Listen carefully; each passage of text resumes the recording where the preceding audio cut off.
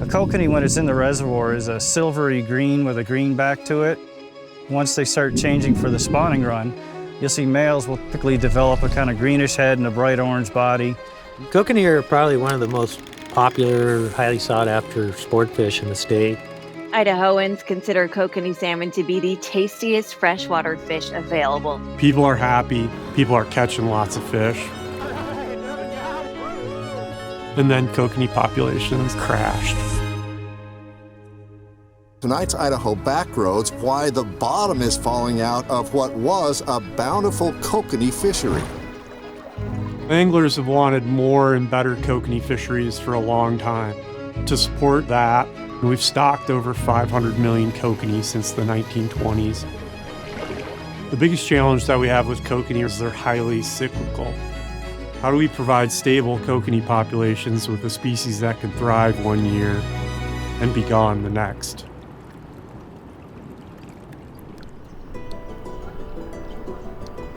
Kokanee are tremendously important. Seeing all these bright red fish in the stream is a tremendous sort of attractant. We get a lot of anglers that rank them as their favorite fish. Kokanee meat is phenomenal. Kokanee are landlocked salmon that live in our cold water lakes and reservoirs. Unlike other salmon, they never go to the ocean. In the fall, when they go to spawn, their color and shape changes dramatically. The males grow big hooked jaws. They're very aggressive. They chase each other around, called jousting. They bite each other on the sides. And then eventually a dominant fish gets the opportunity to mate with a female.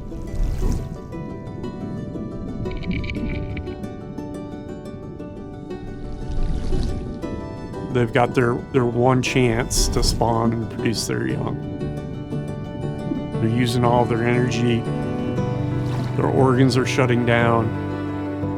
They both die shortly thereafter.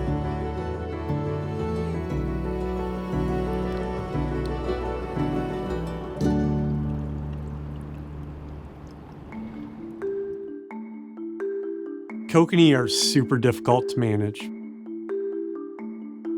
Kokanee are native to Idaho, but the majority of kokanee fisheries today exist because of stocking. In the wild, young kokanee die at very high rates. Most fish will kind of hedge their bets. They don't want to put all their resources into 1 year. Kokanee is different, they put everything into that 1 year and then die. Because of this phenomenon, that's one of the reasons why we see these extreme shifts in population numbers in kokanee. One small environmental change, and you can lose an entire generation of young kokanee.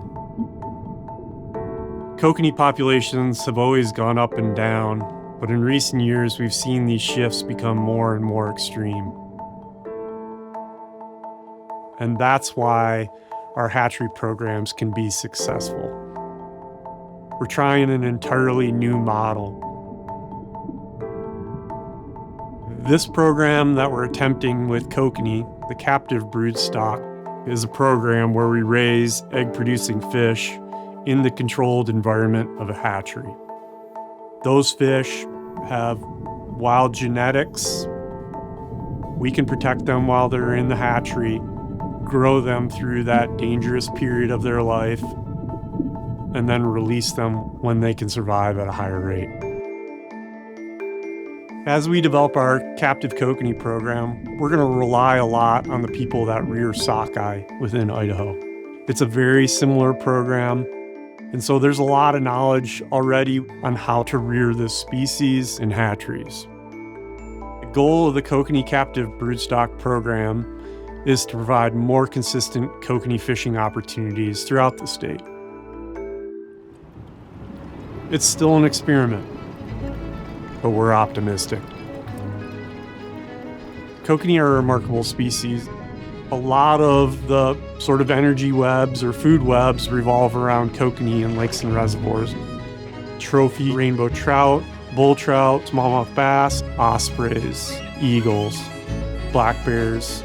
They all rely on kokanee as a prey source. We see a lot of people spend most of their fishing season targeting kokanee. Anglers love them, wildlife viewers love them, people that run small businesses in small towns love them. Everybody loves kokanee. We as staff are always asking ourselves, how do we provide better and more consistent fishing opportunity, considering that there are limitations to the number of kokanee that we can raise?